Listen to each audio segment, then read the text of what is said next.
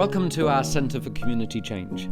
I'm Cedric Vine, a professor of New Testament at the Seventh-day Adventist Theological Seminary at Andrews University, and it's my great privilege to be joined by friends and colleagues from our Centre for Community Change.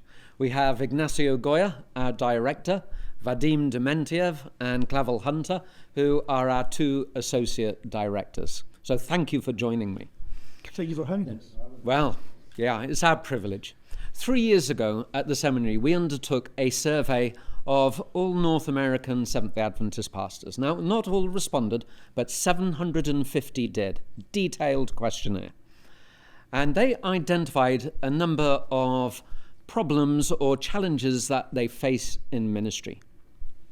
And these are some of the problems that we are seeking to address. And the most pressing problem that they identified was the disengagement between our churches and our communities. So we now have 132 pastors who you've been mentoring from 24 conferences for 18 months. So maybe you could share one or two stories of churches who, as a result of our mentoring, have been able to re-engage with their wider communities. Let me start this one. Yeah, tons. It came to my mind one church that when we arrived and we started working with the pastor and the pastor was telling us the reality, this was a church that was mainly a multicultural African-American or Black church that was surrounded by Hispanic and Muslims neighbors in the building, in the church building area. And mostly the members were commuting and were coming from other parts. And as we went into the process of what Christ's method alone is, that you need to be with the people, you need to love the people, you need to notice they are there. This church started in a transformational mood, starting from the pastor, and the church and leaders got it, and the church as a body understood that they need to not just love and care in the mouth, but living. So this church started adapting their learning, their worship service, to welcome these friends, and they start serving with them in the community. That was so amazing that the church members, even now, they're starting to learn Spanish as a second language to be able to serve with the community to their community. Que bueno. Good, you're doing a good job too. You can be part of that church. You can be part of that church too. That was a great story. It's one of the ones. One of the theological principles we use is Christ's method alone, a line which has this 5 steps. You mingle, listen, address the needs, build the trust, and then invite people to follow Jesus. And we applied this in every aspect. And the goal and the vision is that each minister in the church starts applying that as a guiding principle for each minister within the church, not that the church as a whole. I can think of a church on the East Coast, Washington, D.C. area, that had a challenge of restarting children ministry after COVID, because COVID killed children ministry. And the pastor was thinking, well, what can we do? How will we start? And we said, well, how about you connect with the organizations that do children ministry within 5 miles of your church? Just thinking outside, spending time and mingling, lo and behold, the pastor discovered that there is actually transitional housing facility almost next door to the church. Is a huge population of children in there. And so children ministry in the church start thinking of itself from the origin as a community-oriented and include those children. So the children ministry became inherently outward directed. And now that brought such a sense of revitalization in the church. The church has baptized in the last year more people than in the last 5. So this is the things that is happening right now. But it's most exciting to see how the simple steps of Christ's method alone, when it's just broken down in every aspect and explained and internalized by the church, but we emphasize that church community engagement is not, it only works when every department in the church takes that as a focal point of their ministry. That's incredible. With Christ's method alone, we teach our pastors and our churches to not aim for the church, because if you aim for the church, you're gonna you're going to miss the community. But if you aim for the community, you're going to reach the church. And so the goal is to be a church with the community. That means you're going to partner, you're going to listen, you're going to connect. And so with that, when you begin to do your needs assessment and you work with the stakeholders there, one of my churches in Illinois is doing a kids day camp every Saturday. It's amazing, And with that kids day camp, the reason why they started that, because there were a lot of violence, poverty in their community. And so the goal is to fight against human trafficking, fight against nutrition inequity, fight against the violence, and even teen suicide. So it's amazing. Yes, and there is an important concept that we have living as we are able to mentor pastors. That there is one question that is really impacted my ministry and the pastor's ministry and the church lives is that we want pastors to come to churches and said, there is this famous question, right? If your church disappeared tomorrow, will your community notice? And that's a question that is being around for a while, and it's a true question, it's a good question, but there is a better question to ask that is more important, that is this concept of Christ's method alone, who we are as a Seventh-day Adventist, is this question. If your community disappeared tomorrow, will your church notice? I mean, if we don't start there, if we don't start in looking at our friends, neighbors as the ones that we need to be with, love to, and care for, then why we are here even?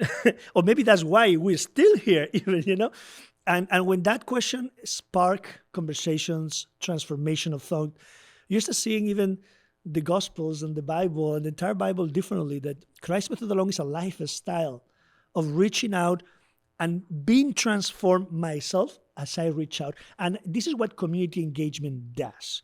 This is what we're seeing our churches need it, as the survey showed, but also when they understand the need to connect because we need to be transformed, beautiful results, more baptisms, more people enjoying ministry, pastors and leaders, even enjoying coming to church more. But also other family members want to come back to church. So what a great stories. What a great stories. In the light of that, can I ask Pastor Hunter a question? Go ahead. What's the size of your church? My church? Man, I'm the pastor of 130,000 people because I am the pastor of a zip code. It's exactly, in addition to what you said about the community disappeared, the paradigm changes. We no longer talk to our pastors if they're in charge of the list on E-Adventist. That's right. The entire community becomes my responsibility. And that approach actually, strangely enough, re-energizes pastors. Of course. Because now there's new opportunities, new excitement, possibility to meet new people, make new relationships. So they're no longer in the maintenance mode, like how to get church from Saturday to Saturday, but no longer spending how we can see the kingdom of God in this space with these people. So that's really exciting for pastors.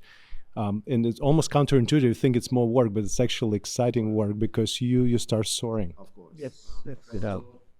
Yeah, and I bet all of those people are not yet members of the 144,000, are they? You got it. Not- You got it. Not yet. quite there. Not there yet. Yeah, But the process. there's room for growth. Amen. Yes. So before we preach good news, we have to be good news. That would be a summary, wouldn't it? So let's move on to a second need that our pastors identified when we surveyed them at the seminary, and it was this. You're familiar as to what we do at the seminary. We prepare pastors for the field, but you can't teach all the competencies and all the knowledge. There will be gaps, right? And one gap our pastors identified was training in community engagement. So you've been mentoring pastors, actually skilling them up, developing competencies in the field of community engagement. So maybe you could share some examples of one or two pastors who've developed those skills. I think of a pastor in the Michigan area. Pastor Goya and I had the opportunity to connect with this particular pastor. He's been in ministry for over 30 years. And the first time we had lunch with him, because that's what we like to do, that's mingling, right?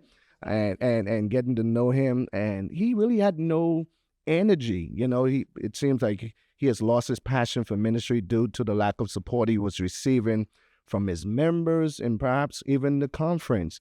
But as time went on, we began to build that relationship and that consistent mentorship and training that he was receiving. And through the power of prayer, man, that zeal came back. And as he connected with his congregation, things he'd been learning from us, and he began to pour into them, that church came alive. And that church began to become mission-minded. They began to connect more with their neighbors, and now they're even connecting with their city officials. They are known now in their city, and they have some amazing projects that they're getting ready to do. And I just see that, man, perhaps God is going to give them 30 more years to do this. The attendance went up, the giving went up. Young people are coming back to the church. They're getting involved. They were able to even revamp their worship services as time went on as well. And it drove away negative attitudes and thinking. And that's the power of evangelism. It solves a lot of problems in and out of the church. When the church is engaged in soul winning, I'm telling you, man, God is at work. Yeah. And there is a part of that story that I love to hear, because I remember this pastor was saying that when he came to the board, trying to empower the board, empower the leaders, said, okay, guys, so this month, pray about it, how we can connect with the mayor or the officials of the city. And that's supposed to be a month of praying and thinking. But then one of the board members talked with somebody outside the board. And I remember the pastor came and said, we know that the board talked with things about the board outside the board. But finally, there was a positive thing this time, you know? I find it hard to believe, Ignacio. So he said, finally, that talking was positive because this other member and friend knew personally the mayor, the top officials for 20 years. And that was a perfect connection. And now the community engagement in that church, and as Claval has said, is out of the roof, all the numbers. But the most important thing, the transformation. Because they're close by, I cross road with some of these members often in different locations around campus. And I remember last week I met with one of the members there. Come on. And he's like, oh, you need to come to our church.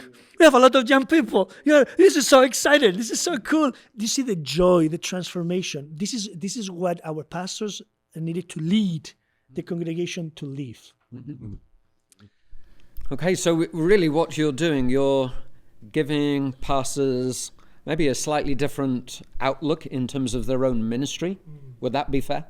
Vadim? Yes, and I think of an example. So my churches that I pastor and mentor in the East Coast and the West Coast, I'm thinking of a church on the West Coast that actually partnered with other churches, and they did a fantastic health fair event. They partnered with 3 churches.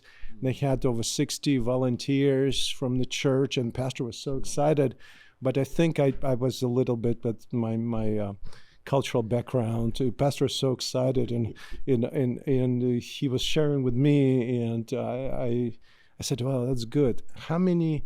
So you did the community event, yes. Who was the event for? Event was for the community. And I said, and who from the community did you work with to plan this event? And there was a silence. And it's not a judgment call for me, because we've been operating like this. We've been according to the church manual, number 1 purpose for any church board is evangelism. Evangelism involves community. That's right. How many community members are represented in our church boards? And to my knowledge, 0. Because you cannot be a member of the church board, a voting member of the church board, if you're not a church member. So we're doing evangelism for community without community. So we're doing a community event without community. I said, okay, you didn't work with anyone to plan it. No. How many volunteers were? We had 60 volunteers. How many of those volunteers were non-Adventists? There was a pause. Then the pastor goes, there was one. There was one. There was one. I know of one. And what we talked to the pastor and said, can I ask you, if you can meet with that person, follow up, and ask the first question, what did you see when you came and saw and met us Adventists? And what can we do the next year when we have Cal Fair that you will bring your friends with you. So that mindset that we not only serve with, and I'm thinking another church in Portland, they are located close to a hospital and a lot of housing there, apartment housing, but they are a lot of professionals who work in the quite advanced degrees, medical professionals, but they don't have necessarily a lot of children. But they want to be. So when they did this fall, when they did their fall festival event, they advertised not only the event, they advertised opportunity to come and volunteer and help.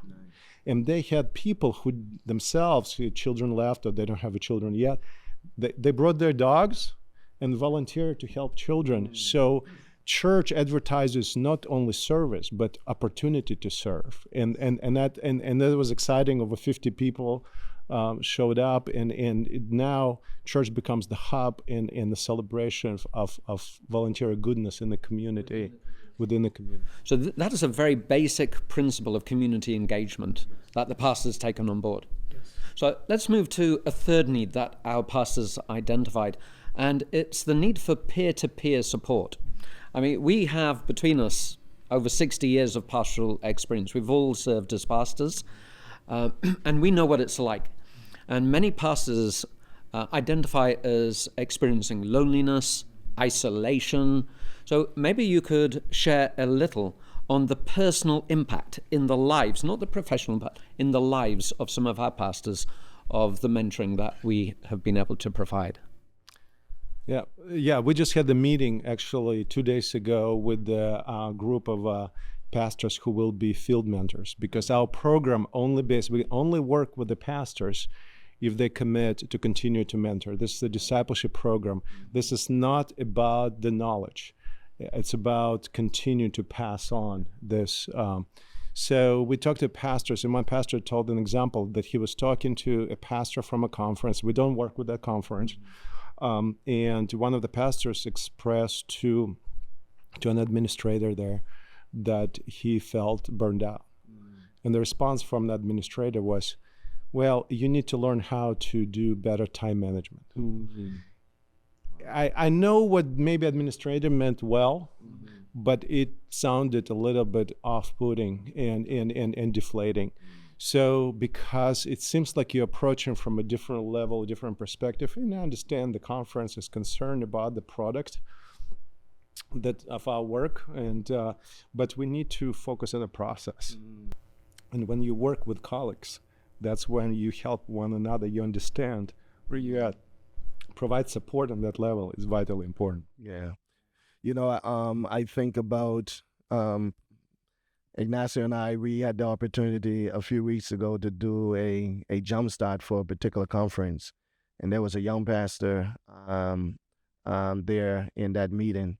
And he mentioned right there, and his president was there, that 2 days ago I was looking for another job. Our pastors are alone. They feel lonely at times, and they feel stressed or burnout, etc.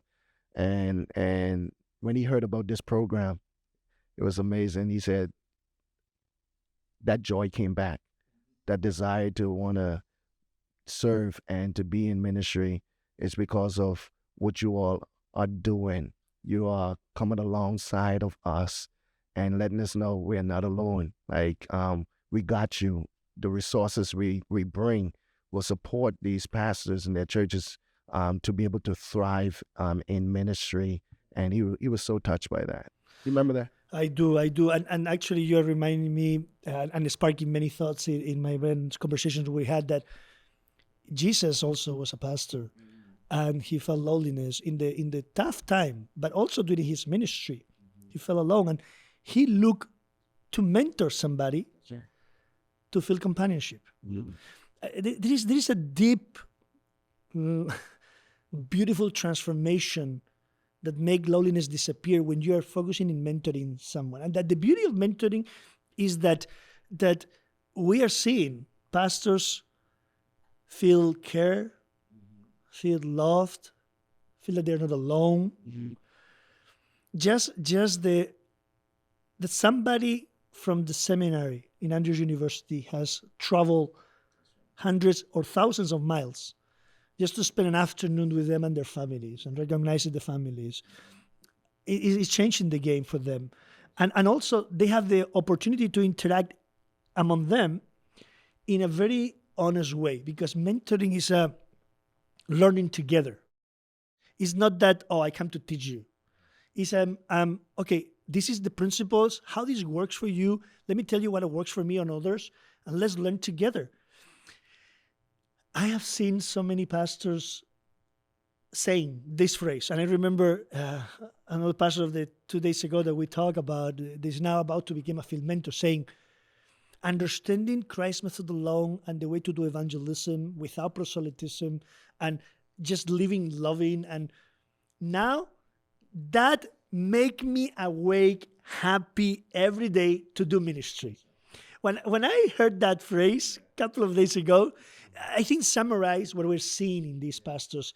This peer support that is empowering them, is showing them resources to even be a blessing, is producing a transformation that it looks in happiness. Yes. God's involved. God is doing amazing things. We know for the fact that there are at least 5 pastors who remain in ministry today because of working with the center, because of applying these principles, inviting pastors in a personal transformational process helps them to internalize and model it for their churches, because there will be no church revitalization without renewal sense of calling in pastors. And this is the very much the message for the Laodicean church, I think, and we're doing it. And let me add to that. This is very important, because you asked before the need of community engagement, right, from churches. Before the church engage with the community, the church needs to become a healthier body. Right. And in order for the pastor to make that happen, we need to take care of our pastors first. Yes. This is what the peer-to-peer does. So as we draw to a close, let's turn to you guys. What have you found most challenging or rewarding about being mentors yourself? Okay, you want to start? Go ahead. Okay, I'll start. Right. I found myself reading more and educating more right now than I was when I was doing my doctoral studies, because I'm meeting with the 32 pastors on a weekly basis. I can't meet with them because they're smart. They know, they have as much as educational background. So I don't want to be repeating them what they already know, and I don't want to be repeating myself. And so, in the pastors, they're not gonna take humbug too. So you have to, you can wing it. So I have to read in the areas of mental fitness, in the areas of leadership, in the areas of evangelism, and this kind of kicked me quite a bit in the personal, professional growth, and that has been extremely life-changing for me because I've just expanded horizons of my ministerial experience. Yeah, what is rewarding for me is to get up every day and to connect with our pastors, whether we just checking on them, praying with them, and just hearing them say, you know what, I am in ministry because of you. My marriage is better because of this relationship, and my church, we are doing better because of the things we have been learning. Yeah. You're seeing a harvest. Yes. Yeah. For me, and I agree with my two friends here, I mean, having the opportunity to be the hands and eyes of Jesus and ears of Jesus to these pastors is just such an honor. I felt and I feel honored to just be a good friend of such an amazing pastors, called by God, chosen by God.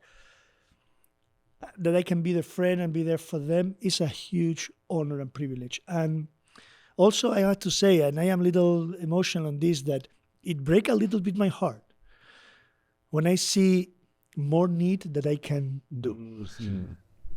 It does. And we are here at the center trying to do our best to multiply ourselves. And there is a lot of partners that we're working with in the church and outside the church, donors and collaborators, and it's still a lot of need. So excited, honored, and challenged to and desperate for more. So praising the Lord for what is happening so far, because it's amazing in less than 2 years what the Lord has done. And what He's going to do is amazing. Well, I want to thank you from the bottom of my heart. You are just giving your lives, right, to our pastors and to our churches, and you are dealing with issues which are highly complex, and you're dealing them with pastoral sensitivity. Yeah, so thank you very much. So we just want to finish with praise to our Lord and Savior, Jesus Christ. Without Him, we wouldn't have something to get up in the morning for. So to Him be the praise, the glory, and the honor. Thank you. Thank you. Thank you. Thank you for joining us.